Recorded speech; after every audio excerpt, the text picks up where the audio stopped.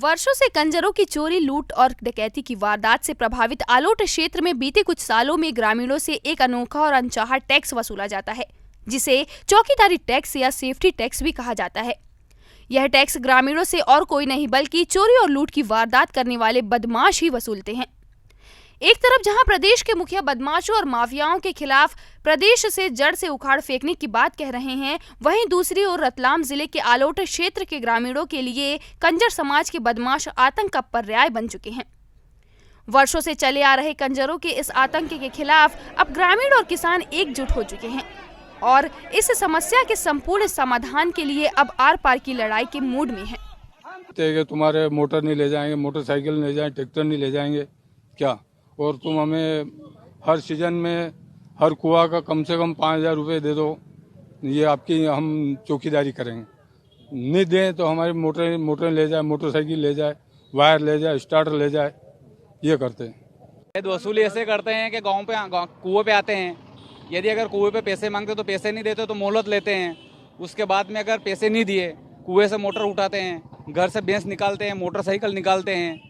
फिर हम लेने के लिए जाते तो राजस्थान के जो इनके थ्रू जो दलाल लोग हैं उनके माध्यम से पैसे लेते हैं। उन दलालों के हिसाब से वो चीज़ वापस रिटर्न करते हैं वापस। 100 से 100-150 गाँव में इनका हफ्ता वसूली चलता है। और यदि मान लो हफ्ता जो नहीं देता तो उसके घर पे या खेत पे जाके उसको मारपीट करते हैं उनके साथ में। मोटर निकाल जाते हैं, मोटरसाइकिल, ट्रैक्टर, जीप, जो भी उसके घर के सामने हो और ले जाते हैं। और फिर बाद में बोलते हैं कि यदि मान लो हमें पैसा नहीं दोगे, हफ्ता नहीं दोगे, हम और अधिक से अधिक आपके गांव में आतंक मचाएंगे।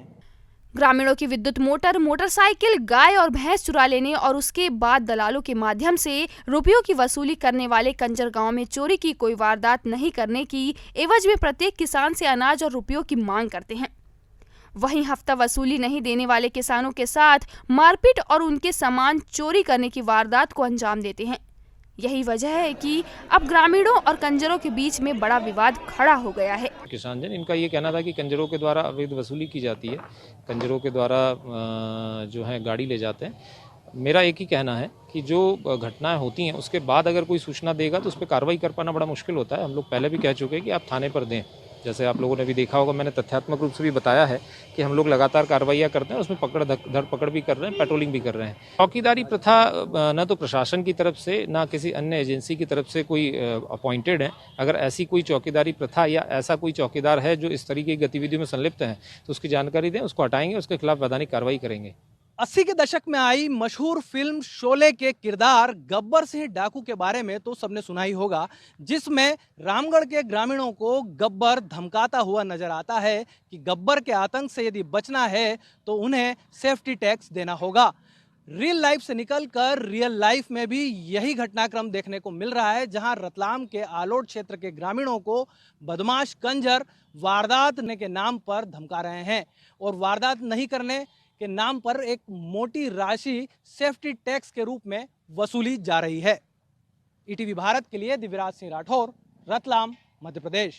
80 के दशक में आई फिल्म शोले के मशहूर किरदार गब्बर सिंह डाकू के डायलॉग तो सबको याद होंगे, जिसमें गब्बर रामगढ़ के ग्रामीणों को धमकाता हुआ नजर आता है कि गब्बर के आतंक से अगर बचना है तो उन्हें सेफ्टी टैक्स देना होगा।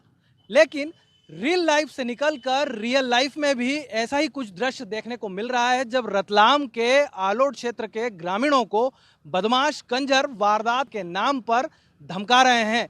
वहीं गांव के लोगों से वसूली के नाम पर बड़ी राशि ली जाती है। ईटीवी भारत के लिए दिव्यराज सिंह राठौर, रतलाम, मध्य प्रदेश।